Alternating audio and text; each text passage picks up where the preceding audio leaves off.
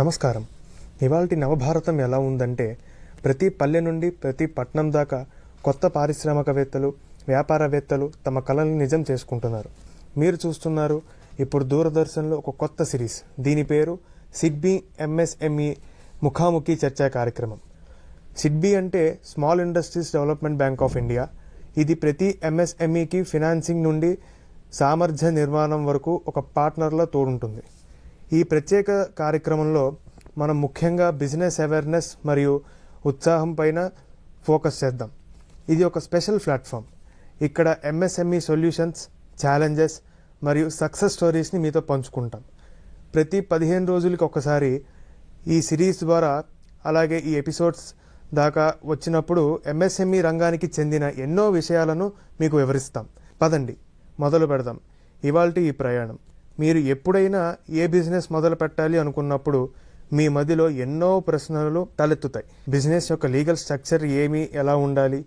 ఇవాల్టి ఈ విషయం పైన చర్చించడానికి ప్రముఖ చార్టెడ్ అకౌంటెంట్ అతుల్ చావలా గారిని స్వాగతిద్దాం. నమస్కారం అతుల్ గారు. మీరు ఎంఎస్ఎంఈ విషయాలలో నిపుణులు. ఒకవేళ నాకు ఒక కిరాణా దుకాణం ఉన్నా లేదా గ్యారేజ్ నుండి పనిచేస్తున్నా ఇవన్నీ ఎంఎస్ఎంఈ పరిధిలోకి వస్తాయా? ఇవాళ రోజున ప్రతి బిజినెస్ అనేది అది ఎంఎస్ఎంఈ పరిధిలో ఎక్కడో ఒక చోట దాన్ని మనం కవర్ చేస్తాం. మీరు మొదలుపెట్టే బిజినెస్కి ఏ లీగల్ స్ట్రక్చర్ ఇస్తున్నారో అలాగే దాన్ని ప్రాపర్గా రిజిస్టర్ కూడా చేయించండి.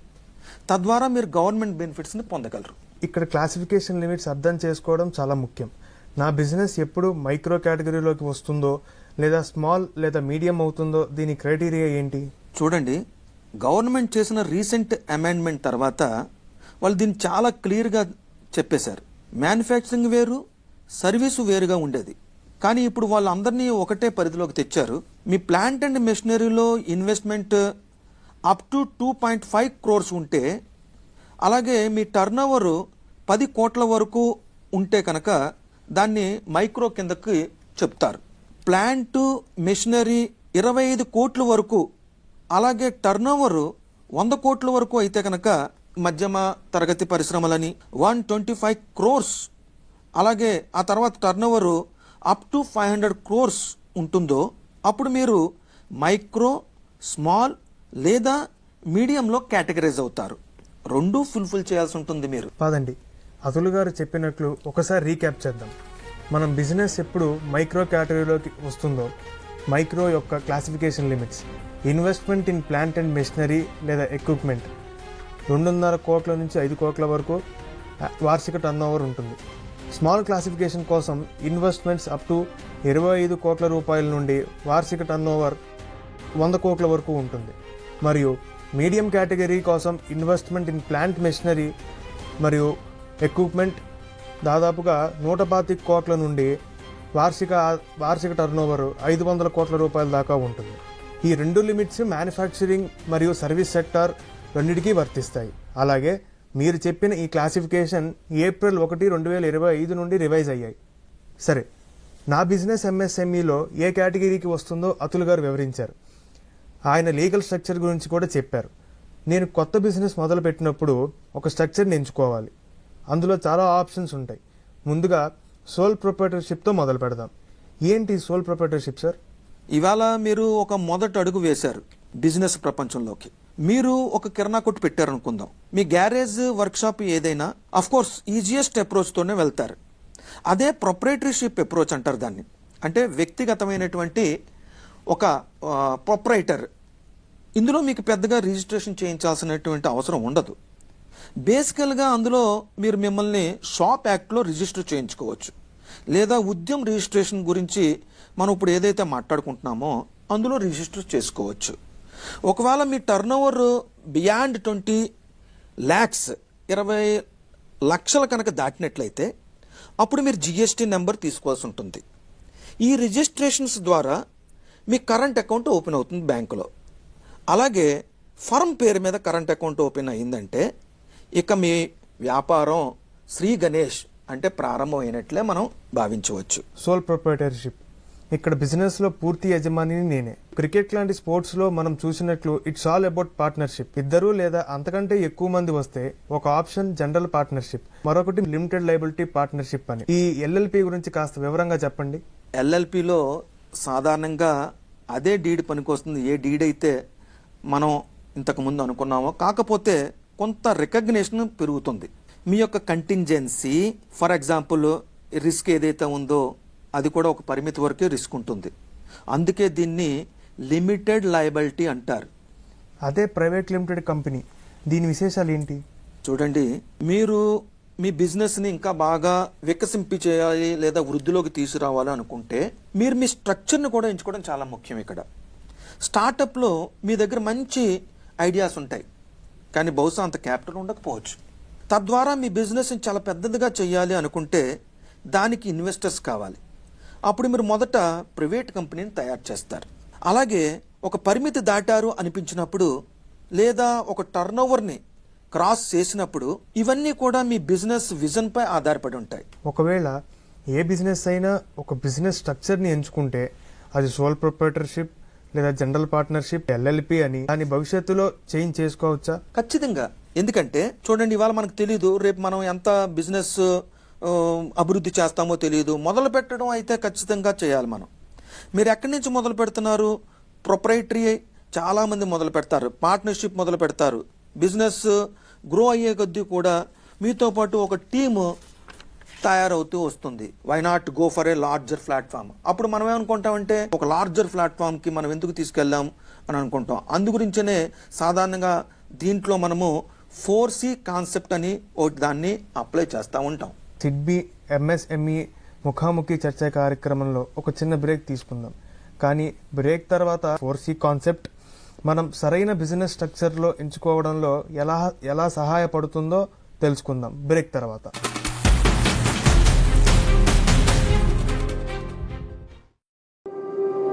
भविष्य उन्हीं का है जो सपनों में विश्वास करते हैं और एक साथ बुने हुए लाखों सपनों से बनती है हमारे भारत की कहानी।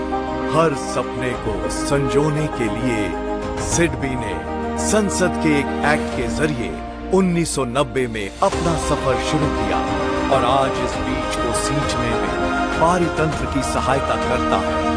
सिडबी, सपनों का उत्सव।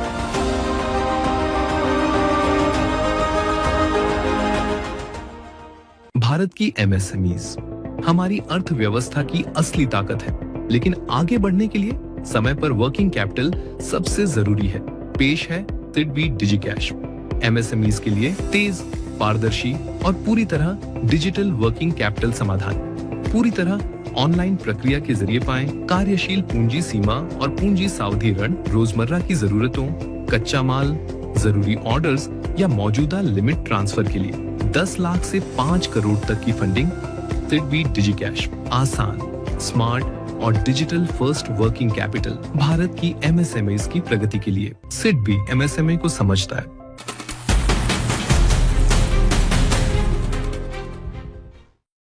మీరు చూస్తున్నారు సిడ్బీ ఎంఎస్ఎంఈ ముఖాముఖి చర్చా కార్యక్రమం. పదండి త్వరగా రీక్యాప్ చేద్దాం. లీగల్ స్ట్రక్చర్లో మొదటి ఆప్షన్ సోల్ ప్రొప్రైటర్షిప్.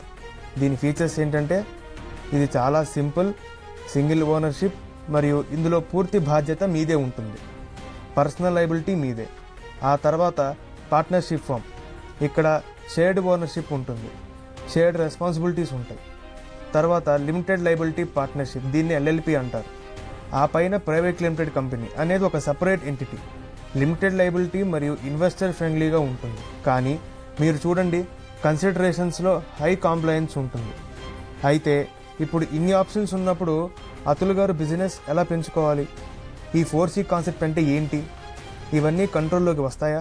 చూడండి, మనం ఇంతకుముందే చెప్పుకున్నాం, 4Cని మొదట అర్థం చేసుకోవడానికి ప్రయత్నం చేద్దాం. అగైన్ నేను చెప్పేది ఏమిటంటే మన విజన్ ఏమిటి, మన క్యాపిటల్ ఎంత ఇన్వాల్వ్ అయ్యి ఉంది, మనం ఎలాంటి కంప్లైంట్స్ని పెట్టుకోవాలి అనేది దాని మీద ఆధారపడి ఉంటుంది. ఫస్ట్ ఆఫ్ ఆల్ 4Cస్లో మొదటి C క్యాపిటల్, పెట్టుబడి. క్యాపిటల్ అంటే మీరు ఎంత పెట్టాలనుకుంటున్నారు, బ్యాంక్స్ ఉంటే కనుక వాళ్ళ నుండి మీరు ఎంత సపోర్ట్ వస్తుంది అనేటువంటి ఆశ మీలో ఎంత ఉంది, అఫ్ కోర్స్ ఆ తర్వాత ఎలాగో వస్తుంది అది. ఇవాళ రేపు మనం చూస్తున్నాం కదా, ఇన్వెస్టర్స్ వస్తున్నారు, వాళ్ళు మీ ఐడియాస్కి ఇన్వెస్ట్మెంట్ ఇస్తున్నారు. సో క్యాపిటల్ అనేది చాలా ముఖ్యమైన భాగం అవుతుంది.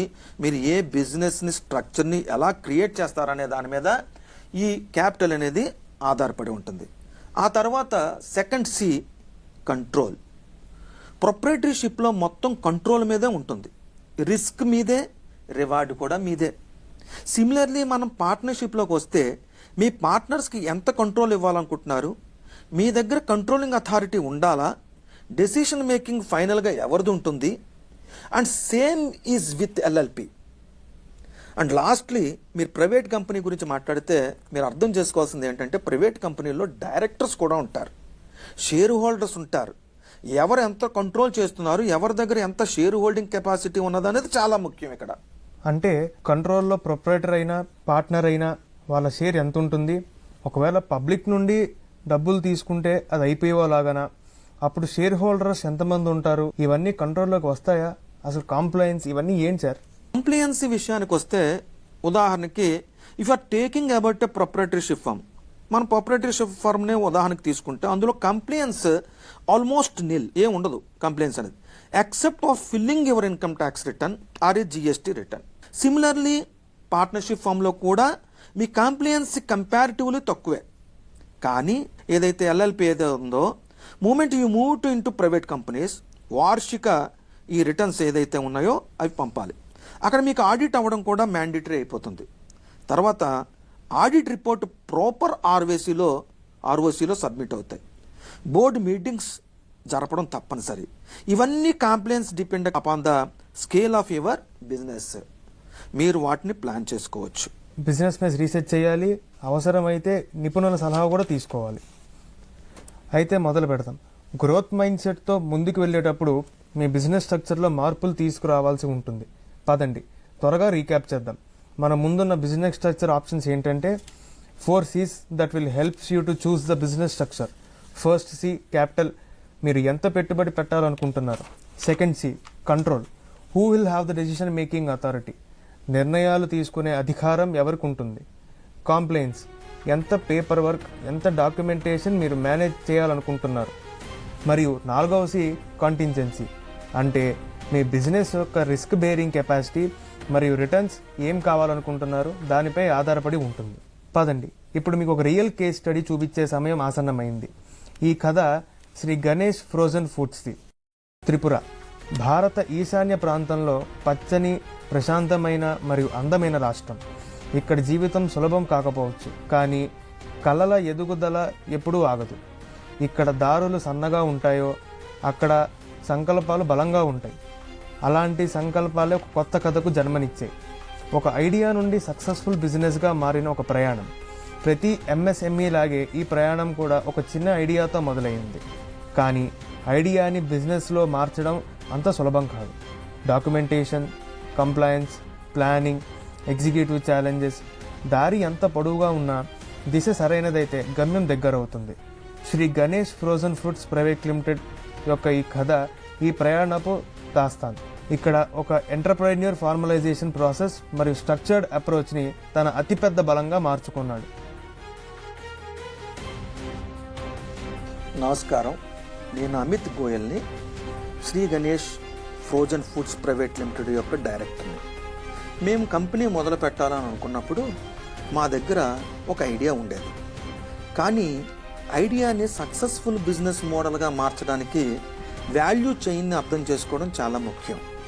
మేము demand, market behaviour, raw material availability, labour cost, అలాగే ఎంటైర్ సప్లై చైన్ పైన లోతుగా అధ్యయనం చేసాం. క్లారిటీ వచ్చిన తర్వాత మేము మొదట ఒక పెద్ద అడుగు వేసాము, బిజినెస్ని ప్రాపర్లీ సెటప్ చేయాలి అని. మొదటి నుంచి మా విజన్ క్లియర్గా ఉంది. పెద్దగా ఆలోచించాలి, పెద్దగా ఎదగాలి, మరియు పెద్దగా ఎదిగే దారి ఫార్మలైజేషన్ ద్వారానే వెళ్తుంది. కంపెనీ స్ట్రక్చర్ ఎంచుకున్నాము. దానితో పాటే మొదలైంది ఒక కొత్త ప్రయాణం. Pan, GST, FSSAI, bank account మరియు ఎన్నో అవసరమైన డాక్యుమెంట్లు ప్రయాణం. కంపెనీ స్వరూపాన్ని ఎంచుకున్నాం కాబట్టి దీన్ని ROC అనగా రిజిస్ట్రార్ ఆఫ్ కంపెనీస్లో రిజిస్టర్ చేయించాం. మొదట్లో పేపర్ వర్క్ ఒక సవాలుగా అనిపించింది, కానీ నెమ్మదిగా అంతా సెట్ అయింది మరియు బిజినెస్ వేగం పుంజుకుంది. కంపెనీ పెరిగే కొద్దీ మేము ప్రొడక్ట్ డైవర్సిఫికేషన్ వైపు అడుగులు వేసాం. ఫ్రోజన్ వెజిటబుల్స్తో పాటు ప్రాసెస్డ్ పైనాపిల్ అలాగే జాక్ ఫ్రూట్ని యాడ్ చేసాం. బెస్ట్ రా మెటీరియల్ వెతుకులాట మమ్మల్ని త్రిపురకు తీసుకువచ్చింది. ఇక్కడ ఆర్గానిక్ పైనాపిల్ మరియు నేటివ్ ఫ్రూట్స్, స్థానికంగా దొరికేటువంటి ఆ ఫలాలు మా ప్రొడక్ట్ లైన్ని ఎక్స్పాండ్ చేయడానికి ధైర్యాన్ని ఇచ్చాయి. అవును, త్రిపుర అవకాశాలు ఇచ్చింది, కానీ ఈ దారి సవాళ్లతో కూడా నిండి ఉంది. సన్నటి రోడ్లు, ట్రాన్స్పోర్టేషన్ సమస్యలు, స్కిల్డ్ లేబర్ కొరత, మెషిన్ అవైలబిలిటీ, అడుగడుగునా కష్టాలుండేవి. కానీ సవాళ్లు ఉన్న చోట అవకాశాలు వెతుక్కోవడమే అసలైన ఎంటర్ప్రెన్యూర్షిప్. మరియు శ్రీ గణేష్ ఫ్రోజన్ ఫుడ్స్ అదే చేసింది. ఫ్యాక్టరీ సెటప్ మొదలైనప్పుడు ఫండింగ్ అవసరం పడింది. మేము ముందే అన్ని రిజిస్ట్రేషన్స్, డాక్యుమెంటేషన్స్ పూర్తి చేసుకున్నాం. కాబట్టి బ్యాంకు నుండి ఫండ్స్ తీసుకోవడం కష్టం కాలేదు. మెషిన్స్ వచ్చాయి, ప్లాంట్ సెటప్ అయింది, మా విజన్ నెమ్మదిగా రియాలిటీగా మారడం మొదలైంది. ఈ జర్నీ మాకు ఒక పెద్ద గుణపాఠాన్ని నేర్పించింది. డాక్యుమెంటేషన్ అంటే కేవలం కాగితాలు కావు, ఇవి బిజినెస్కి క్లారిటీ, డైరెక్షన్ అలాగే వేగాన్ని కూడా ఇస్తాయి. ప్లానింగ్ స్ట్రాంగ్గా ఉండి ఎగ్జిక్యూషన్ డిసిప్లిన్డ్గా ఉంటే అనుమతులు, లైసెన్సింగ్ మరియు funding all fall in line. ఈ బిజినెస్ జర్నీలో నెమ్మదిగా ఒక బ్యాలెన్స్ ఏర్పడింది. Shri Ganesh frozen foods private limited అర్థం చేసుకుంది ప్లాంట్ మరియు ఆపరేషన్స్ సరిగ్గా జరగడానికి ఎంత క్యాపిటల్ కావాలి అని, సరైన సమయంలో డెసిషన్ తీసుకోవడానికి ఎంత కంట్రోల్ తమ చేతుల్లో ఉండాలి అని, క్వాలిటీ మరియు క్రెడిబిలిటీ నిలబెట్టుకోవడానికి ఎంత కాంప్లయన్స్ బిజినెస్ తట్టుకోగలదు అని, మరియు కాంటింజెన్సీస్ యొక్క ఏర్పాట్లు అంటే బిజినెస్లోని ఒడిదుడుకులను దృష్టిలో ఉంచుకుని చేసిన తయారీ. ఈ clarity Shri Ganesh frozen foods యొక్క ప్రతి తదుపరి డెసిషన్కి ఆధారంగా నిలిచింది. సరైన దిశలో వేసిన అడుగులు ఈ యూనిట్ని ఒక చిన్న లోకల్ సెటప్ నుండి పైకి లేపి ఒక ఆర్గనైజ్డ్ స్ట్రక్చర్ మరియు సస్టైనబుల్ ఎంఎస్ఎంఈగా మార్చాయి. లోకల్ ఎంప్లాయ్మెంట్ పెరిగింది, డిస్ట్రిబ్యూటర్స్ నమ్మకాన్ని గెలుచుకుంది మరియు యూనిట్ యొక్క పెద్ద సప్లై చైన్ నెట్వర్క్లో భాగమైంది. ఫార్మలైజేషన్ మరియు స్ట్రక్చర్ ప్రాసెస్ నిరూపించాయి ఏంటంటే ఒక చిన్న పట్టణంలో మొదలైన ఉద్యమం కూడా దేశవ్యాప్తంగా గుర్తింపు తెచ్చుకోగలదు అని. ప్రతి ఛాలెంజ్ మమ్మల్ని బలంగా మార్చింది. Structure planning, discipline operation and thoughtful decision మా విజయానికి తాళం చెవులు లాంటివి. ఇదే నిజమైన ఎంటర్ప్రెన్యూర్షిప్.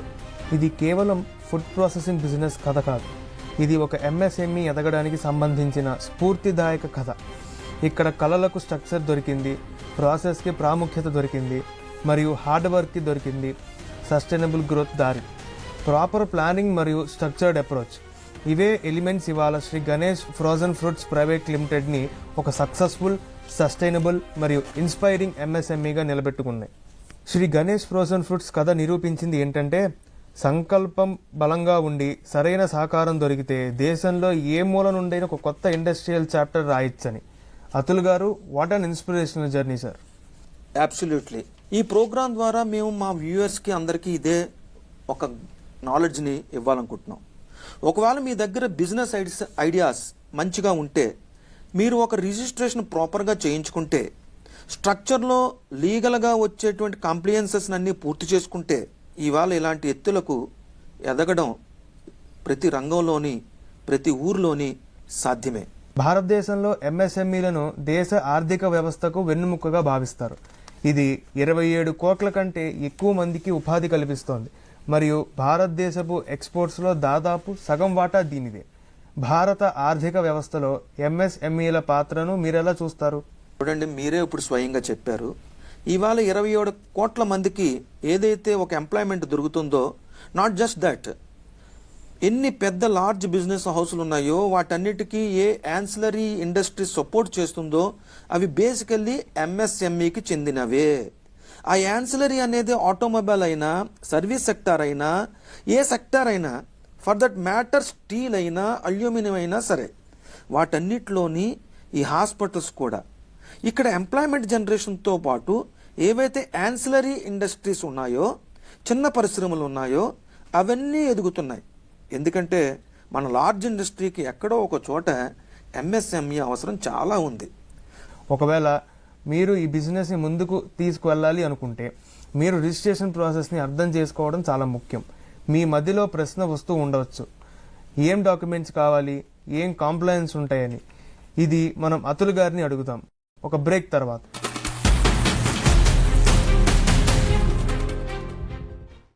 आज की तेज रफ्तार बिजनेस दुनिया में तरक्की किसी का इंतजार नहीं करती, इसीलिए सिड भी लेकर आया है एक्सप्रेस और स्पीड योजना, स्मार्ट और तेज मशीनरी फाइनेंस सॉल्यूशंस। अब पाइए मशीनरी और इक्विपमेंट के लिए एफडी कोलैटरल पर 100% फाइनेंसिंग या सिर्फ 25% प्रमोटर मार्जिन के साथ 75% फंडिंग और आसान रिपेमेंट अवधि 5 साल तक। और बड़े सपनों के लिए 15 करोड़ तक फाइनेंसिंग, 100% फंडिंग या 75% फाइनेंसिंग अवधि 7 साल तक। अपने बिजनेस को रफ्तार दीजिए सिड बी के एक्सप्रेस और स्पीड के साथ। सिड बी एमएसएमई को समझता है। कैश डिफेंस योजना उन एमएसएमई को सशक्त बनाती है जो सशस्त्र बलों, सार्वजनिक रक्षा उपक्रमों, डीआरडीओ या टियर 1 डिफेंस वेंडर्स के साथ वर्क ऑर्डर्स पर काम कर रहे हैं। कैश डिफेंस के अंतर्गत स्थापित एमएसएमई को 20 करोड़ रुपए तक और नए एमएसएमई को 5 करोड़ रुपए तक अतिरिक्त कार्यशील पूंजी सहायता उपलब्ध है। इसके साथ डिफेंस कॉन्ट्रैक्ट मूल्य का 100% तक टर्म लोन और तात्कालिक जरूरतों के लिए 10% स्टैंड बाय क्रेडिट सुविधा भी। SIDBI cash defence, Bharat के रक्षा पारितंत्र को मजबूती।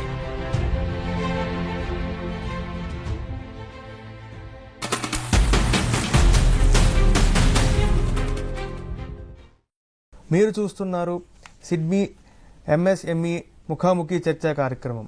చివరగా ఎవరైనా బిజినెస్ రిజిస్ట్రేషన్ చేయాలి అనుకుంటే మరియు మైక్రో, స్మాల్, మీడియం కేటగిరీలోకి రావాలి అనుకుంటే దానికి స్టెప్ బై స్టెప్ ప్రాసెస్ ఏంటి సార్?